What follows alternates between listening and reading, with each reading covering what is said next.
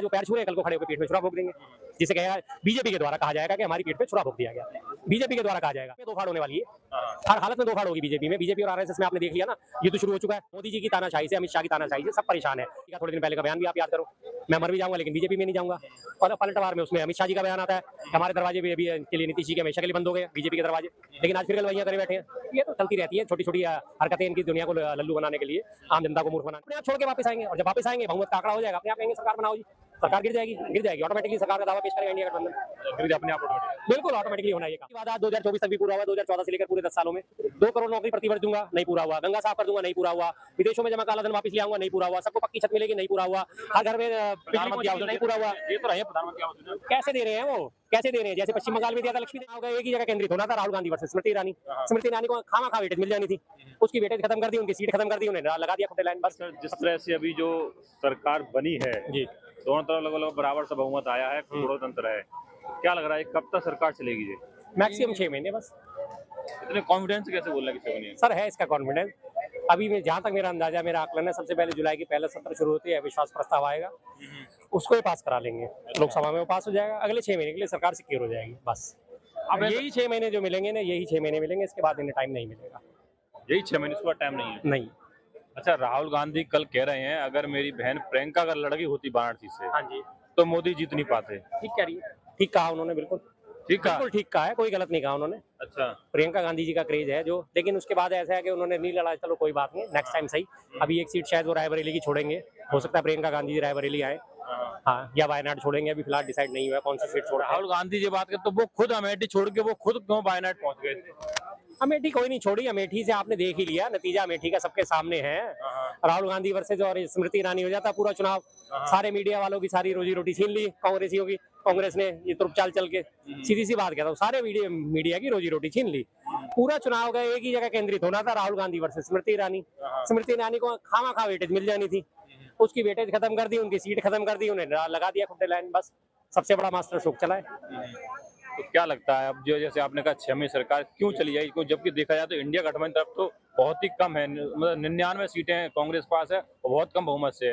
लेकिन आप इतना किसने कॉन्फिडेंस है? इंडिया गठबंधन फिलहाल 235 सीटों पे है, और उन्हें सरकार बनाने के लिए 35 और 37 सीटें और चाहिए मात्र गिनती की। 37 सीटें में 272, बीजेपी की तो खुद 240 सीटें है ना। बिल्कुल 240 है। बीजेपी में दो फाड़ होने वाली है, हर हालत में दो फाड़ होगी बीजेपी में। बीजेपी और आरएसएस में आपने देख लिया ना, युद्ध शुरू हो चुका है आपस में। अभी बाकी युद्ध शुरू हुआ है, फिर उसके बाद धीरे धीरे दूसरा युद्ध भी शुरू होगा। अब बीजेपी के लोग चाहेंगे छोड़ छोड़ के, जो आरएसएस के कट्टर समर्थक फिलहाल बीजेपी में है, आरएसएस ने आवाज करनी है और वो लोग निकल के भागेंगे। हर हालत में तोड़फोड़ मचनी बचनी है। मोदी जी की तानाशाही से, अमित शाह की तानाशाही से सब परेशान है। उनके पास मौका नहीं था लोगों के पास जाने का। पिछली बार इनके पास बहुमत पूरा था 303 सीटों का, इसलिए किसी की हिम्मत नहीं पड़ रही थी कि वो छोड़ के निकले। लेकिन अब ये सब एक एक करके घर छोड़ के निकलेंगे, सब निकलेंगे एक एक करके। आप सब कह रहे हैं छोड़ेंगे, लेकिन नीतीश जी ने तो देखा जब प्रधानमंत्री जब पार्लियामेंट थे तो उनके पैर छुए थे, आदर सम्मान सत्कार कर रहे थे और बहुत सारी बातें कर रहे, सब साथ में थे। आप कैसे ऐसे आदर सम्मान चलते रहते हैं? अगर उनके पैर छूने के और आदर सम्मान को देखा जाए तो इन्हीं नीतीश जी का थोड़े दिन पहले का बयान भी आप याद करो, मैं मर भी जाऊंगा लेकिन बीजेपी में नहीं जाऊंगा। और पलटवार में उसमें अमित शाह जी का बयान आता है, हमारे दरवाजे भी अभी के लिए नीतीश जी के हमेशा के लिए बंद हो गए बीजेपी के दरवाजे, लेकिन आज फिर गलवाइयां करे बैठे हैं। ये तो चलती रहती है, छोटी छोटी हरकतें इनकी दुनिया को लल्लू बनाने के लिए, आम जनता को मूर्ख बनाने के लिए। लेकिन ये निकलना ही निकलना है, पक्का है इनका, ऐसे चाहे कुछ भी करते रहे। हमेशा देखा गया है पैर छू के, और उसके बाद जैसे ही वो छुका, महात्मा गांधी को जब गोली मारी थी नाथूराम गोडसे ने, सबसे पहले वो नीचे झुक के उसने पैर छुए थे, और खड़े होने के बाद बापू वो नमस्ते करी और गोली मार दी थी। तो इनमें कोई बड़ी बात नहीं है, सेम चीज है। आज वो पैर छू रहे हैं, कल को खड़े होकर पीठ में छुरा भोग देंगे, जिसे कहेगा बीजेपी के द्वारा कहा जाएगा कि हमारी पीठ पे छुरा भोग दिया गया। बीजेपी के द्वारा कहा जाएगा कि नीतीश जी ने या नायडू जी ने हमारी पीठ पे छुरा भोग दिया है।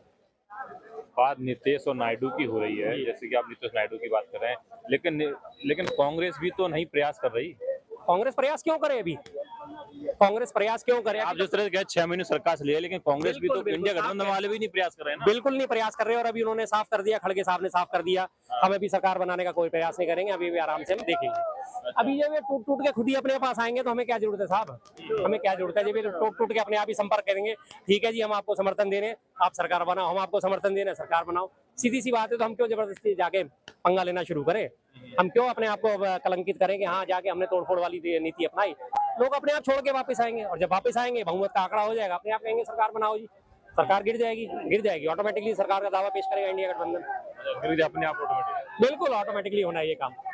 एक बात होती है रही कि पूरे समय अभी मंत्रालय बट गए, लेकिन जो स्पीकर का पद है, स्पीकर के पद को लेकर अभी भी जद्दोजहद है और लगभग 16 तारीख से ही मैं मानता हूं कि इस विधानसभा में सांसदों का शपथ ग्रहण समारोह है। तो क्या लगता है स्पीकर के पद पे सहमति बन पाएगी? इस तरह मंत्रालय में तो सारे नहीं बन पाएगी। स्पीकर का पद भी ये जहाँ तक मुझे अंदाजा है बीजेपी अपने पास ही रखना चाहेगी, क्योंकि बीजेपी की आदत है तोड़फोड़ की राजनीति करने की, और ये कोशिश अभी ये करेगी कि तेदेपा को जो तोड़े, नायडू साहब की पार्टी को या नीतीश कुमार की पार्टी को तोड़े, उनके सांसदों को प्रलोभन दे, और अगर वो उनको तोड़ के छोड़ के बीजेपी में शामिल होते हैं, स्पीकर इनका अपना होगा तो वो योग्य नहीं ठहराए जाएंगे, सीधी सी बात है। इसलिए स्पीकर पद की जद्दोजहद बाकी चल रही है, और बना भी लें कोई बात नहीं, लेकिन ये तोड़फोड़ हर हालत में होनी है, सबने भागना ही भागना है, छोड़ छोड़ के निकलेंगे। लेकिन इस बार तो विपक्ष जो है बहुत मजबूत स्थिति में है। और मजबूत स्थिति में विपक्ष, तो क्या इस बार जो मोदी जी जैसे पिछले 10 साल में कर पाए वो उस तरह से चल पाएगा? बिल्कुल नहीं चलेगा। पहले दिन से आप देखो बैकफुट पे है सरकार। पहले दिन से उन्होंने अभी कल बोल दिया मोदी का परिवार अपने उसमें से हटा दो, आगे लाइन पे। उधर से योगी जी ने घोषणाएं कर दी यूपी में करारी हार के बाद ही कि जितने भी रिक्त पद है वो भरे जाएंगे, और जितने भी पिछले पुराने पद है उनको भरा जाएगा और नए पद सर्जित करे जाएंगे। रोजगार के मुद्दे पे आ गए ना। अभी तक इन लोगों के मुंह से कभी रोजगार का मुद्दा उठता ही नहीं था, आज फौरन आ गए, सारी भर्तियां खोल दे, तैयारी कर दी, सब कुछ शुरुआत कर दी। और अग्निवीर जो सबसे बड़े आज की डेट में इनका नासूर बना हुआ है, नीतीश कुमार जी लगातार उस पर मुखर है कि अग्निवीर स्कीम को रद्द करो। अभी अग्निवीर स्कीम को रद्द करेंगे तो फंसे, चलाएंगे तो फंसे। ये हर हालत में सांप से सुंदर वाली हालत हो गई है, उगले तो अंधा और निगले तो कोढ़ी। नीतीश कुमार जी पे ही इतना क्यों फोकस है?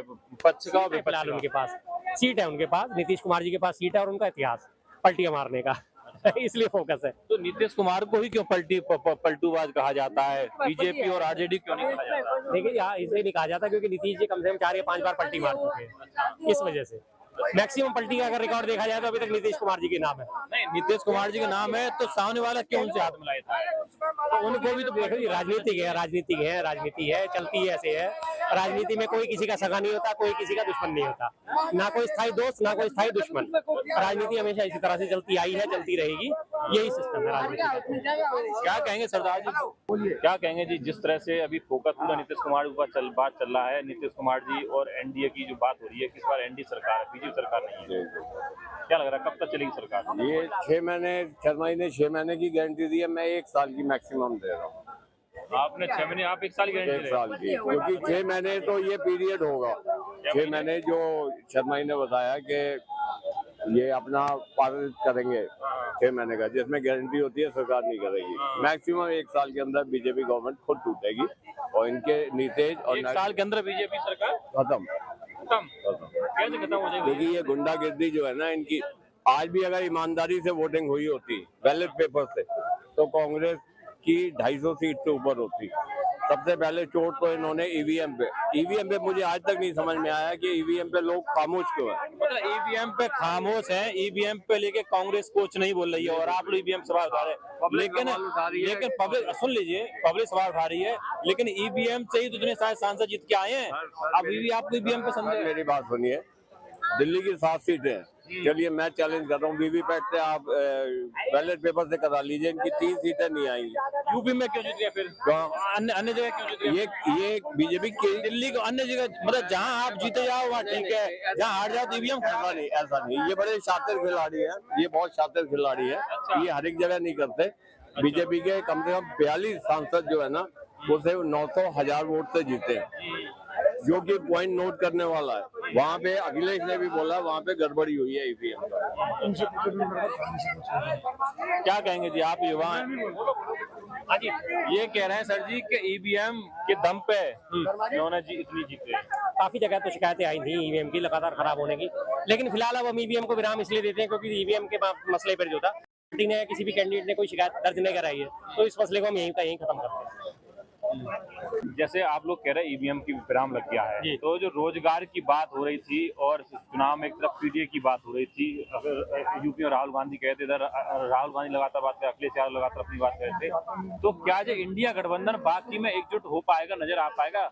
इंडिया गठबंधन की जब से शुरुआत हुई थी, जब से इसकी नींव डली थी, तभी से यहाँ पे सारे लोगों ने, सारे चैनल वालों ने, सारे भक्तों ने ये कहना शुरू कर दिया था, अरे इंडिया गठबंधन कहाँ है, बिखर गया तुम्हारा, ये हो गया, वो हो गया, वो छोड़ के भाग रहा है, ये छोड़ के भाग रहा है, तुम्हारा सीटों का बंटवारा नहीं हुआ, कैसे होगा।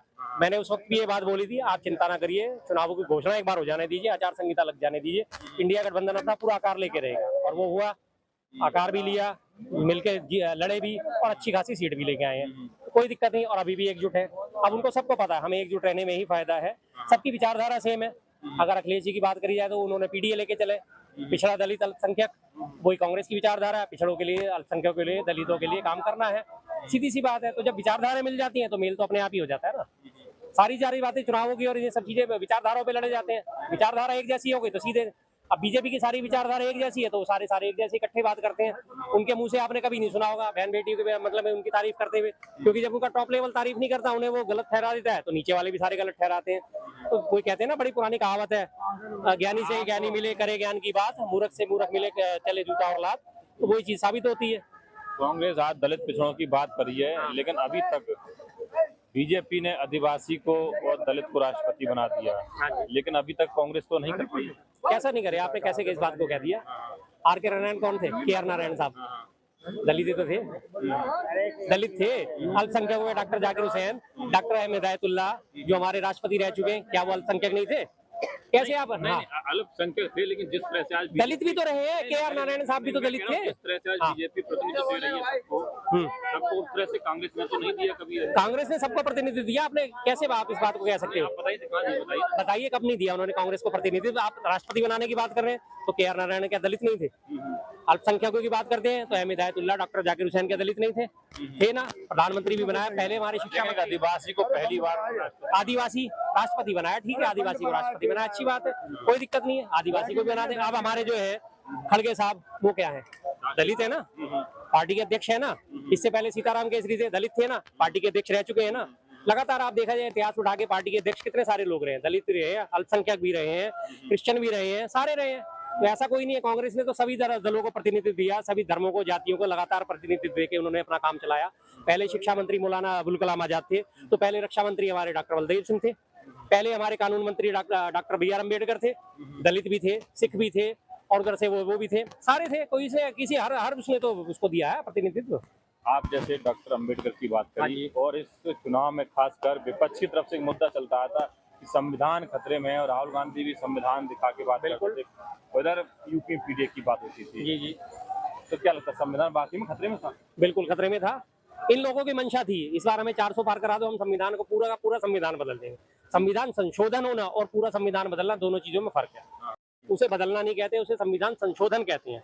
कोई भी एक चीज है, और एक कानून आज के अगर डेट में अप्रासंगिक हो गया है, वो कानून आज की डेट में नहीं चलता, तो उसे बदलना या उसमें चेंजेस करना, वो संशोधन होता है। पूरा संविधान बदलने की बात है। दिया कुमारी जो है उप मुख्यमंत्री राजस्थान की, उन्होंने बोला हमें 400 पार कराओ, हम संविधान बदलेंगे। अजय वहां से इनके वो थे लल्लू सिंह, उन्होंने बोला हमें संविधान। अनंत हेगड़े, शुरुआत उन्होंने करी, लेकिन मोदी जी ने कभी उनको विरोध नहीं करा, कभी उनको नहीं कहा कि ये लोग गलत बोल रहे हैं, हमारी ऐसी कोई मंशा नहीं है। इनडायरेक्टली सपोर्ट चल रहा था, दिखा दिया ना जनता ने, तो जनता तक ये मैसेज पहुंच गया। मोदी जी ने तो जीतने के बाद संविधान को ही सर माथे लगाया, उन्होंने कहा वही तो चीज है, वही तो संविधान से, क्योंकि वो घुटनों पे आ गए, बहुमत नहीं मिला, 272 का भी आंकड़ा पार नहीं कर पाया, तो उन्होंने करना ही था ये काम। अगर 272 का आंकड़ा वो पार कर लेते या 300 प्लस हो जाते, तो उन्होंने संविधान को नहीं चूमना था, कुछ नहीं करना था। उन्होंने वही अपनी हरकतें जारी रखनी थी, अपना घमंड सिरे माथे लेके चलना था उन्होंने। इतनी दिक्कत क्यों है मोदी से? क्या इतनी दिक्कत क्यों? इतना मोदी जी से दिक्कत नहीं है, उनकी नीतियों से दिक्कत है। मोदी जी से मेरी कोई पर्सनल खुंदस किस बात की, क्या ले गए वो मेरा मोदी जी? लेकिन जो देश के हित में वो काम करना चाहिए, उनमें से एक भी काम उन्होंने नहीं करा। उनके आप लगातार फैसले उठा के देख लो, उनके लगातार जुमले उठा के देख लो, उनके लगातार वादे उठा के देख लो, एक भी वादा 2024 तक भी पूरा हुआ? 2014 से लेकर पूरे 10 सालों में 2 करोड़ नौकरी प्रतिवर्ष दूंगा, नहीं पूरा हुआ। गंगा साफ कर दूंगा, नहीं पूरा हुआ। विदेशों में जमा काला धन वापस ले आऊंगा, नहीं पूरा हुआ। सबको पक्की छत मिलेगी, नहीं पूरा हुआ। हर घर में प्रधानमंत्री आवास, नहीं पूरा हुआ। ये तो रहे प्रधानमंत्री आवास, कैसे दे रहे हैं वो, कैसे दे रहे हैं? जैसे पश्चिम बंगाल में दिया था लक्ष्मी देवी को, मिल गया। कौन सा घर मिल गया भाई? मुझे कैसा घर मिल गया? क्या आपकी तो पूरी फोटो छपी हुई है अखबारों में, बड़े बड़े होल्डिंग लग रहे हैं, उसने अपना मकान दिखाया। मैं तो यहाँ पीछे रहती हूँ, 500 रुपए महीना किराए पे, मुझे कौन सा मकान कब में मिल गया? वही हालत है। और पिछले लोकसभा सत्र में आपने देखा था ना, निर्मला सीतारमण जी ने बोला हमने 3 करोड़ पक्के मकान दे दिए, अगले दिन ही मोदी कह रहे हैं हमने 4 करोड़ पक्के मकान दे दिए। झूठ था ना, झूठ था तो सामने आ गया। सच्चाई होती तो दोनों का मत एक ही होता ना, 3 होते या 4 होता, फिगर एक ही रहता। सीधा 3 और 4 करोड़ के बीच में झूला झूल रहे हैं, कोई दिक्कत नहीं। झूठ बोल रहे हैं, झूठ बोल के आपको याद नहीं रहेगा, सच्चाई हमेशा सच्चाई रहेगी, सीधी सी बात है। झूठ आपको याद रखना पड़ेगा कि मैंने सुबह झूठ क्या बोला था, मुझे शाम को वही दोबारा बोलना है, क्या कहना है। और सच्चाई तो सच्चाई है। आपकी जेब में 100 रुपए सुबह और 100 रुपए शाम को है। आपसे कोई भी पूछ लेगा भाई सुबह कितने थे, 100 थे, आप कितने 100 है। आप झूठ बोलोगे कि सुबह का बोल दिया आपने 130 थे, आप बोल रहे हो आप 95, आपको खुद ही याद नहीं है। सीधी सी बात है, झूठ हमेशा पकड़ा जाता है। मोदी झूठ बोल रहे हैं पक्के। आप इंटरनेट पे सर्च कर लो, दुनिया का सबसे झूठा प्रधानमंत्री कौन, सबसे पहले मोदी जी का नाम निकल देश का ये सबसे प्रधानमंत्री देश का मान बढ़ाया विदेशों में, आप कह रहे हैं कैसा मान बढ़ाया विदेशों में? कौन से विदेश कैबिनेट मंत्री भेज दिया कि ये लेवल का नहीं है, दूसरा भेजो। 3 घंटे प्लेन में बैठे रहे, उसके बाद जाके वहां से उन्होंने सीनियर कैबिनेट मंत्री को भेजा, वो उन्हें रिसीव करके ले जा रहा है। ऐसा डंका बसता है यार, कैसी बातें हैं। अब क्या पोल खोले, अच्छा नहीं लगता। बड़े आदमी है, प्रधानमंत्री है, इतनी भी बातें बोलनी अच्छी नहीं लगती। क्या कहेंगे सर जी किसके बारे में? किसके बारे में? जैसे सर जी कह रहे हैं कि प्रधानमंत्री के कह कि ठीक है, जो देश का भला करता है ना, उसको जीवन में बुराई मिलती है। कौन भला कर रहा है देश का? एक मिनट, कौन भला कर रहा है देश का? नरेंद्र मोदी जी। क्या भला कर दिया देश को? उन्होंने अभी भाई साहब ने भला गिना दिया। ऐसा है, इनके अपने विचार है, इनके अपने विचार है। अच्छा, जो आदमी देश के बारे में, देश के अंदर रह के वो ये नहीं जान रहा कि हमारे साथ क्या हो रहा है। अच्छा, क्या हो रहा है बता दीजिए आप। आपको सारा पता है। नहीं, आप बता दीजिए ना, आपने कहा, बता दीजिए आप। ये देखो ना, भाई साहब भी बताए, सर जी आप भी बता दीजिए। आप ये देखो, रामपुर के अंदर एक पोल बूथ के ऊपर 22,316 वोटें थी। मोदी ने 532 मकान बना के दिए, बिजली बना के दी हैं। और मोदी ने सुनो, उन्होंने क्या किया, 6 वोटें दी मोदी को। मकान भी लिया और मकान सरकार ने पैसा भी दिया। और फिर क्या किया, तो ये समझो देश के अंदर जितना मर्जी मोदी, अभी किसानों के लिए कितना बड़ा उन्होंने जो, फिर भी तो वो किसान सड़कों पे आ जाते हैं भैया। भाई किसान ऐसा है, किसान नहीं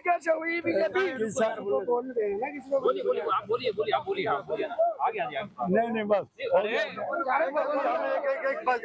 ये कुछ कह रहा है यार, सुन लो इसको। इंडिया के अंदर कौन सा नेता है कुछ जो वर्ल्ड के अंदर लोकप्रिय हो रहा है? लेटेस्ट अपडेट पाने के लिए हमारे चैनल क्लाउड न्यूज को अभी लाइक करें, सब्सक्राइब करें और बेल आइकन दबाना बिल्कुल ना भूलें।